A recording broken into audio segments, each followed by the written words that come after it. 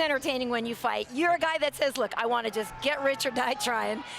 What is it about the fight with Jack Della Maddalena that makes you think you can get rich with that picking up that winning check?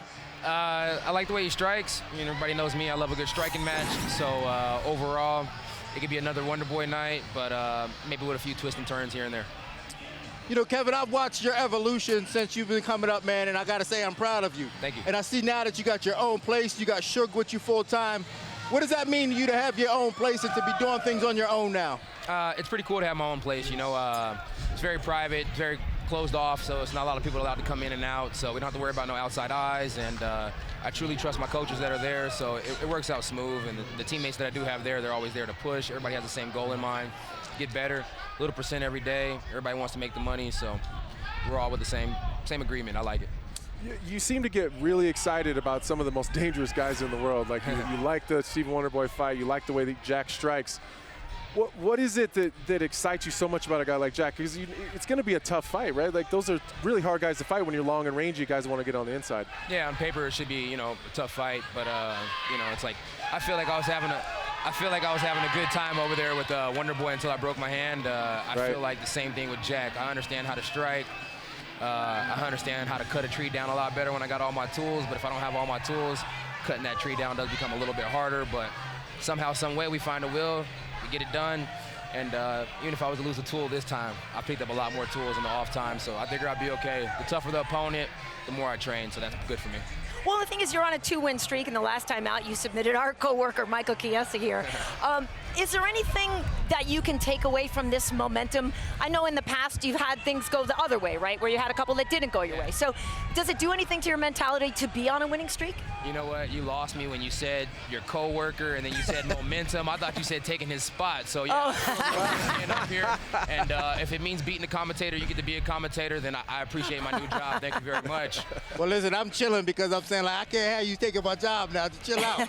But so you've been watching film recently. That's the rumors that you've been watching film recently. Yeah. What did you learn from the Randy Brown fight? Similar, because there's going to be similar height with you. Yeah, I mean, similar height, but I think that me and height, but we fight completely different. You know, Randy Brown skates around a little bit more than I do. His footwork's a little different than mine. The steps are different, so on and so forth. And Randy Brown, to be honest with you, he's more of a pretty striker, and I don't tend to go out there and always strike as pretty. Sometimes I'm nitty-gritty, and I just get the job done. Everybody in the division has good boxing, and there's several different styles of boxing.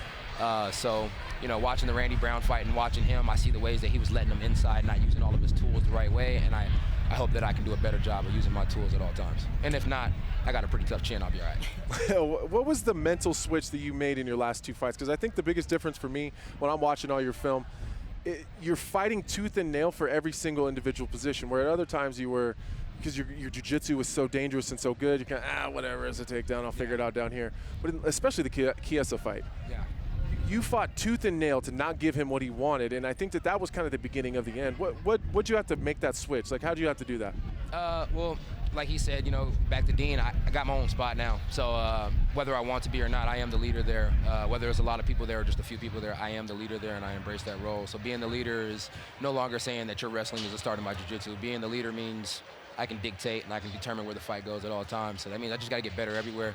We hired a full-time wrestling coach, so shout out to Sands. I'm able to work on it at all times. So ultimately, overall, I just feel more complete as a fighter and just trying to continue to grow. And once again, having your own spot means you're the boss. And in order to be the boss, you got to act like the boss. So when we're in there, I got to act like the boss from start to finish, whether it's 25, 15 minutes or a 2-minute fight. I got to do my job. Right. Well, you're stopping fighters in the octagon. You're stopping crime outside of the octagon. You know, I don't know if this guy looks familiar to RJ. I want to take a look at some footage of when you were on the official weigh-in show. Now, you and RJ are stage managers, so you choked him out. First and foremost, right? Do you remember this? Yeah, I do remember that. I remember it like it was yesterday.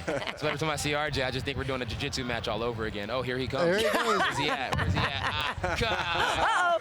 Uh-oh. RJ, why are you dressed like the Hamburglar? And then there was a fight scene, so he was trying to get handsy, and then there was a chase scene around the arena as well.